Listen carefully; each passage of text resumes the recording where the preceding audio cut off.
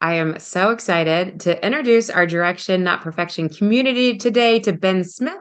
He is a fitness and nutrition coach, entrepreneur, Army veteran, and mental health advocate based in Los Angeles. With more than a decade of working in health and fitness, he has led programming at respected strength training gyms in LA, developed online training for high performing individuals all over the world, and currently travels the globe as a performance coach for clients in the music industry. How cool is that? Welcome, Ben.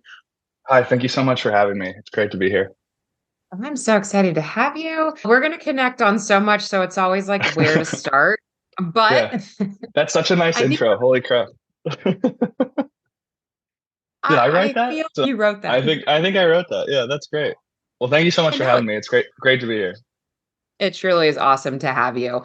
We're going to get into your story as we go through these questions, but I Yeah, kind of want to dive into just something that everyone's going to go, okay, I can hear that and I want to hear more on it. And you mentioned yeah, this whole shedding light on how detrimental dogmatic fitness culture is and that you feel like there's absolutely a better way. yeah, And for so sure. break down that verbiage, that sentence and tell us Yeah, everything behind that. yeah. I think if anybody comes to you and is like, "Oh, there's only one way to do this. There's only one solution to your problem. Like it has to be this way," then that should like perk your ears up, and you're like, "Wait a second. That doesn't seem right." I often like tie this to nutrition. It's like if your nutrition protocol removes an entire macronutrient, an entire food group, an entire thing, then you're probably like missing the point, maybe a little bit. I'm in Los Angeles. Social media and the fitness influencer is a huge thing here. I know that's prevalent in the rest of the country as well, but it's like you go on your social media, 47,000 ways that you're supposed to approach your fitness and your nutrition, your mindset, your wellness as a whole. And I feel like it's my mission to be like, wait a second. There's like three or four things, not 47,000, but three or four things that we could do today, tomorrow, and the next day that are actually sustainable, that will actually drive you towards the goals that you're after and will improve your life specifically. And so it's been a really cool journey for me and an incredible opportunity to work with a lot of people who come to me like, hey, I want to do this and I want to do this and I want to do this. And I'm like, hey, that's incredible. Like, I love that you're so driven and you want to pursue all these things, but like, there's like two things that we need to focus on. And they're probably not even the things that you think. We need to like sleep, eat enough protein, and then like maybe resistance train every once in a while. And then like you'll see in a month or in a year or in 6 years that you feel better than you ever felt in your life. And yeah, it's been a really cool journey. I've been doing this for a while and seen a lot of different people come through and a lot of different people change their viewpoints on fitness and nutrition. And I feel like it's my mission to share a better way, a more sustainable way, really. Yeah, thank you. Yeah. Amen to all of that. Yeah, if more of us keep shouting this, I think it'll sink in at some point. Yeah. I actually want to unpack a couple things that you said within that. And I want to talk Send about it. ripple effects because you mentioned narrowing down to just a couple. Do you see some beautiful ripples come off of those just couple actions that you're asking them to do? Totally. Totally. And it's like everything's compounding. You can't like win everything today. It's like you make one next right step, you make a manageable next right step.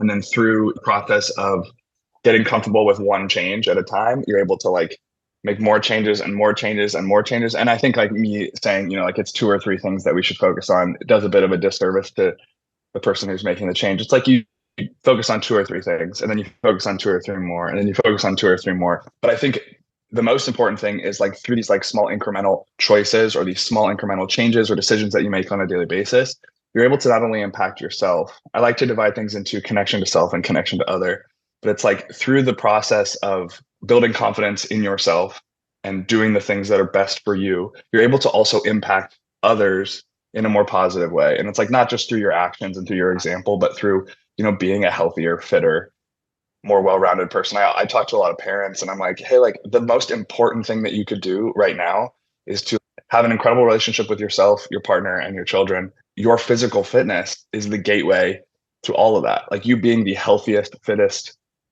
version of yourself allows you to be the best partner, parent, individual, all those things. And so like it compounds and Absolutely. it ripples out into your life. And it's more than just reps and sets, and that I've been coaching fitness for a long time, but a large part of my business now is more about emotional regulation. We can talk more about that later, but but it has very little to do with, the in-gym time. Fitness is free. You can Google that. But the work that I do is more about staying regulated and staying grounded and staying present in your daily life, because without that, what are we doing? Right, right. No, that's so good. And I think that like naturally segues into you have this theory of minimum effective dosage in training Yeah. and recovery and in life. And I'm Yeah. wondering if that does that kind of go along with these small daily changes becomes a minimal dosage? Like explain that. Yeah. So it has to be manageable. The changes that you're making or the stress, you think about it like in terms of stress. We've all been in those situations where we're overwhelmed from work or relationship or any number of things. And it's like if the stress becomes too much, we're not able to handle it or we're not able to navigate that scenario. And so minimum effective doses is just a way to approach training and approach life where it's like everything that I do, all these stressors that I implement or employ are stressful enough that they cause change or that they provide a stimulus for adaptation in terms of like training, but they aren't so great that they cause damage or they stall my progress. Or in a worst case scenario, like you look at the gym, it's like I do too much and I cause injury and I regress and I have to like go backwards. My first coach, a guy named Bill Hartman in Indianapolis, Indiana, he used to say that durability trumps ability every day. And so my goal is to build like a durable, capable athlete that employs sustainable principles so they can continue to progress for the lifetime of their fitness journey. And it's not just in training, but in all aspects of wellness. Right, absolutely. I keep thinking, like what do I want to be able to do as a 90-year-old? And what does that mean how I have to treat my body now? Yeah, for me specifically, just growing up as an athlete, and then I was in the military for about 10 years, and just seeing the way that I trained as a 17-year-old, and then as a 24-year-old, and then as a 29-year-old, and now I'm 32. And I know that's not like a large, span of time, but it's like if I only knew at 20 that I should be training like I'm 40. It's interesting. And I'm sure this, transcends every vertical, not just fitness and wellness, but like if I could just have the foresight to be like, holy crap, this isn't sustainable. Going as hard as I possibly can every single day, not sustainable. You look at nutrition, it's like eating in a massive calorie deficit every single day, not sustainable. And just having the Mhm. understanding of, hey, I'm 30 now. I want to train like this forever. And so it's like reducing my workload, maybe reducing the intensity, or at least just diversifying the way my training looks over a week or over a month or even over a year so that it's sustainable for me to pursue into my 50s, 60s, and even later. My dad's in his 60s now and he just started training. And I see his experience and I'm like, I want to keep training the way that I am now for the next 40 years. So I'm not like that, so I don't end up at 60 being like, oh my God, I have to like start over or have something happen where I can't actually train then. Right. I kind of have the opposite visual going in my family that my mom's 70 and she can do triathlons, or we do like a That's canoe incredible. type It's triathlon, incredible. but Yeah. yeah, where I'm like, I want to do that. She wants to do it with the grandkid. Before we move on, I actually have a good example of what you were just talking about, I believe. And I was talking to a friend, a mom who's in her 40s, like I am, and was able to tell me that she actually liked how she's currently living, her food choices and her fitness choices, but she was discussing all of this with a friend who was kind of hardcore and doing more of the macro counting and so it was interesting in the same breath, she was like, I know you're a dietitian. Like, can you walk me through this macro counting and getting down to like 1,500 calories, blah, blah. And I was like, wait a minute, you're coming from you're happy and good to like needing to change. How does that whole conversation sit with you even? Like, what would your response have been? Just in terms of the person who wants to be more strict and count the macros, the less intense version is often the one that I follow. Like I don't track anything. I mean, if I was pursuing something really specific, like if I wanted to look a very specific way, or maybe there was a performance objective that I was really interested in achieving, then like maybe I'm more dialed in. I think that things like boot camp or even things like macro counting or calorie counting in general are an incredible place to start. They're an introduction for people into fitness and wellness. I used to own a gym for a number of years out here in West Hollywood, and it was formerly a CrossFit gym, and everyone thought that we were CrossFit. And I have nothing against CrossFit, I think it's a fantastic way for people to get into training. But going back to like my earlier point about dogmatic fitness, I think once people experience those types of things, macro counting is a great example. It's like once people experience those, get an understanding of what they actually are, then they're able to like course correct off of that experience. And so it's like, okay, now that I know like what macro counting is and how much food I'm consuming and what changes in those macros might do for me aesthetically, performance wise, lifestyle wise, then I can just like make educated decisions moving forward. And so like I talk about calorie counting, how valuable it is because it gives you an understanding of what you're consuming. It's not a sustainable practice for the lifetime of your wellness journey. It's an incredible opportunity for you to gain awareness and understanding. That conversation between those two women, one person is branded as hardcore. There's like a negative connotation to that type of living. And then there's like a positive connotation to the other way, the girl who's like excited or her practice is sustainable at this point. It's like that might be true. Like for some people, one is negative and one is positive, but it's all just on this spectrum and we're all just navigating our experience at different points. Like someone's just farther along the journey. And for the woman who has a sustainable practice, she is among the few. Something that I've learned is very few people have sustainable wellness practices. And so that goes back to my earlier point. It's like we don't have to change all 50 things today. We don't have to start counting calories, join a boot club class, begin intermittent fasting, have my juice cleanse. Like we don't have to do all of these things at once. We can just take small, actionable steps. And I love that people are more active than they've ever been, at least in my community here. I think maybe Los Angeles is a bit different than the rest of the world. But coming out of the experience of the last 3 years and people being stuck at home, I think there is this feeling or motivation to reclaim your health, reclaim your fitness, especially your mental and emotional health. Anybody doing anything to positively impact that is a fantastic thing. Like I said, I just think there's better ways. There's more sustainable ways. Man, macro counting is fantastic, but you don't have to count them. Once you know what your plate of food should probably look like, it's not chemistry. I mean, it is chemistry, but we're not in a lab. Your body is a beautiful machine. It will adjust accordingly. So nothing has to be super specific. That's my perspective on the whole thing. Oh, and thank you. Like your perspective just exceeded what I was curious what you would say, because I think this is the beautiful part about listeners getting to be the fly on the wall and hearing you and I go Yeah. back and forth, because in my head, as I was listening to her, I was maybe being a little bit more like, if we're just talking sustainability, I'm going, you already like what you're doing. And then you're going to like throw your calories down to 1500 and feel like you have to like stay on something. And Oh, yeah. So if she wants to change to a more like a macro counting style of nutrition, or maybe like even like a boot camp style of fitness, I think yeah, that, like I talked about awareness, like I look at it from the perspective of like, okay, I'm going to try something else out and see what happens, and a change will occur or it won't. And then you can again course correct off of that. I think people look at fitness as this like all or nothing or like zero sum. Like we live in the black and white, and this is like a thing that I do, like as an individual. This is Ben talking to Ben, but it's like we live in the black and white, and there's so much gray. Changes don't happen overnight, and so like okay, I can experience. Okay, maybe I do some sort of like calorie counting or massive restriction, and I'm like, oh my god, I hate this. Mhm. And so I go back, and like a lot of people experience that. This is something that I talk about often with the people that I currently work with. And it's like the results that take the longest amount of time, or you could think like the most sustained effort to achieve, are often the ones that are most long lasting. And like this is true in, like I talk about verticals, but in any vertical, business, relationship, fitness, it's like the things that you practice for the longest time ultimately give you the best results or the longest lasting results. And it's not just because you have the most time spent under, that stress or inside of that experience, but also you like change as a human. It's like becoming the person who does the things that the person you want to become does, for lack of a better like example. Yeah. If you have a sustainable practice, if it's not broken, don't fix it. Don't change it. That's another perspective to have, I guess.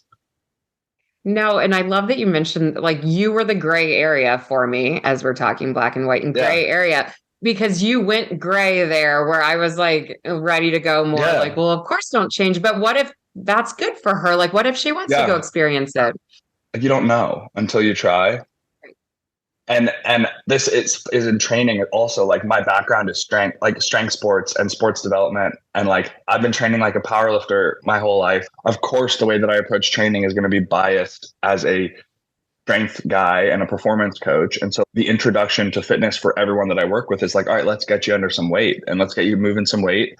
And like that isn't it for everybody. And I've had to learn myself in the last few years, especially, I've worked with women over 40. My first ever coaching business was an in-person personal training business. And I was working, all of my clientele were women over 40, and adding strength to the training was fantastic. Like it was the coolest thing ever.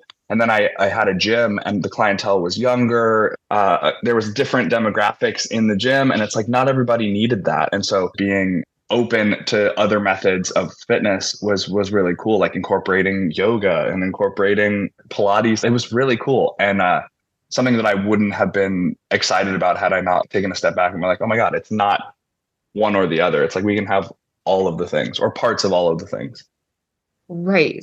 So, but that's coming from like a seasoned view of fitness. And I love this. Yeah. And I think as you're talking, I'm like, I know what my holdup is, my beef is that as we're saying, people go experiment and then assess oneself to see how that fits. And does it work for us? Does it not? I think if we can stay at that level, I 100% agree.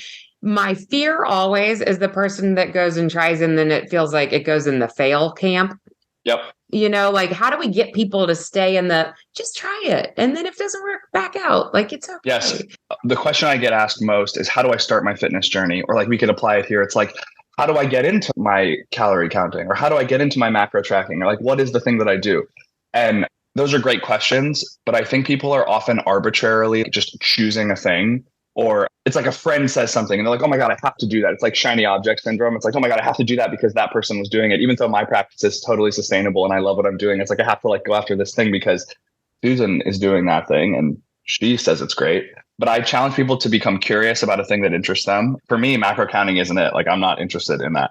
And then enlist the help of an external accountability source. And so if you're in a committed relationship, that could be your partner. It could be a great friend. It could be a child, a coworker, a coach, which is the preferred option, I think, or the community at a gym. So I look at all of this and I, in my head, make an assumption that people have support systems. And if you don't, that's like a whole nother thing to work through. But if you're able to like enlist the help of somebody else who can keep you accountable and maybe provide some sort of outside perspective to the experience that you're having, then I think it's easier to navigate those changes. And I think making one change at a time is so important. It's like medication, right? You wouldn't start 2 new medications at the same time because you don't know what's happening with either one. And so for our example here, it's like, if I want to reduce my calories or I want to like start doing a different type of training, or I want to like work with a different coach, or I want to like, do any number of different things in my wellness journey. It's like, let's make one manageable, actionable next right step and then see how it goes. There's like an acclimation period and then you can adjust and adjust and adjust. Back to nutrition. I think people often do something where they think that results will come immediately. And we know this to be true. We know that that's not the case. Even if you're doing everything perfectly, your body still has to acclimate. It still has to adjust. What's happening? I'm eating less. I'm eating more. I'm eating differently. And so I always tell people that there's this big buzzword plateau. I've hit a plateau. Like I'm not making any progress. And to contradict myself where I said before, if it's not broken, don't fix it. It's like, no, maybe you just need to give it like a little more time. Like a little more time. And then we'll see what happens. Like a change will happen or it won't. And if you have that external accountability source, maybe they can be like, hey, look, like you're doing great. Like everything is great. Just keep going. My job is to be like, hey, you're like doing a really great job. We're doing everything right. It's just like, just keep going. Yeah. And don't you find if we have that person, to your point, of accountability person, and especially a professional where they can go, okay, this is your job. I trust you. I trust that you're telling me good job. Keep going. And I find there is and should be celebration within maintenance even, or call it that plateau, that if you can hold your success level under other circumstances in life, people throw that out. They think plateau bad and it can be a win. What I have seen is that people fail to recognize the other things that are happening in life. Like I'm moving. Like, look, these are all my boxes. I'm living on my sister's couch because I'm moving homes. I sold my shares in my gym. I'm moving back to the beach and like I'm about to go tour. So I tour for my job. I go on the road with musicians and I'm about to leave on a several week tour. So it's like silly for me to get a place. And like this is stressful. Like I'm very stressed out. My fitness has suffered. My nutrition has suffered. Things have suffered in my life.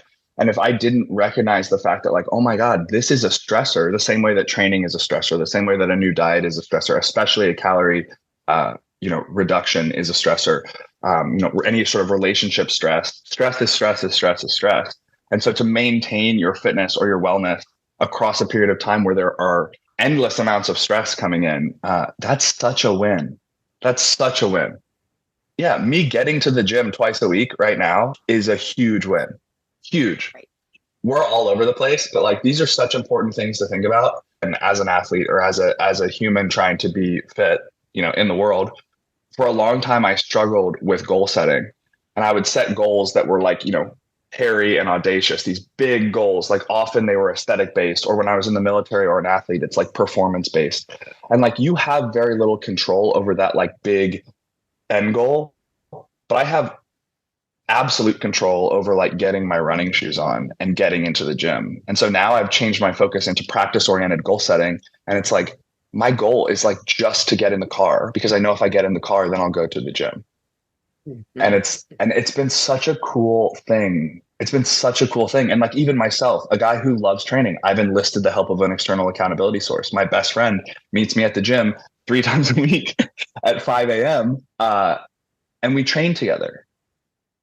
People are like, oh, wait, like even you need help with your thing? Yeah, of course I do. So it's like, don't ever feel like people feel alone. People feel alone in their experience. Like, oh, I'm a 43-year-old woman and I live in, Topeka, Kansas. And like, I feel like I can't do the things that you do. Of course you can. Of course you can. You can do all the things. Right. And I think what separates sometimes like coaches, there's an expertise level of understanding that the coaches are necessary. Like I'm sure you have an accountability partner, but you probably have used coaches along your path too. I have a coach. I'm a coach professionally, and I coach at the highest. I coach at the highest level, and I have a business coach. I have a life coach. I have a therapist. I have a guy that writes my workouts, and I have an accountability partner that meets me at the gym to make sure it gets done. Thank you for saying that. Yes, we call it an accountability dream team in my community. That's it. But your dream team's built. And whether you use them all at the same time or just know where to pull them from, you know exactly who you would pull from.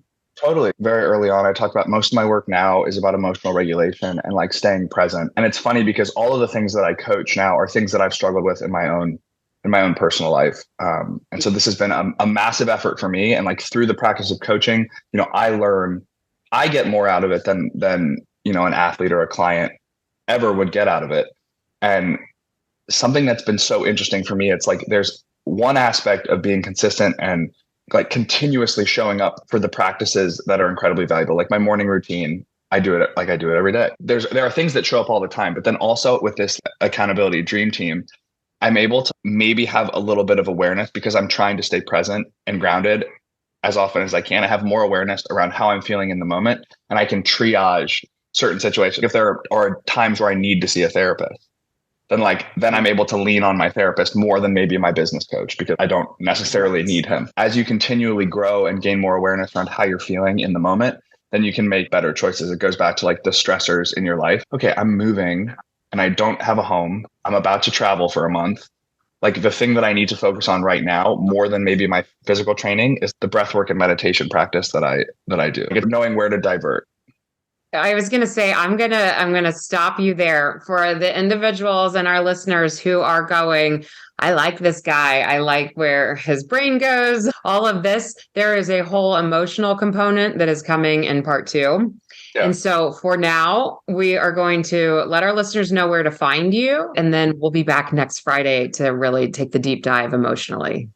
Yeah. So my name is Ben Smith. You can find me on social media on Instagram at Ben V Smith, BenVeeSmith. My website is benvsmith.com, spelled the same way. If you want to train together some really cool stuff is happening in the next month. I'll be launching an app. It'll be a very basic introduction to resistance training because that's my thing. And then a huge part of it is going to be the emotional regulation stuff that I do. And so we can talk about that next episode. And that's the thing I'm most excited about because I think it's the most important part. I'm so excited to hear about it. Thank you so much for joining us today. Yeah. And stay tuned.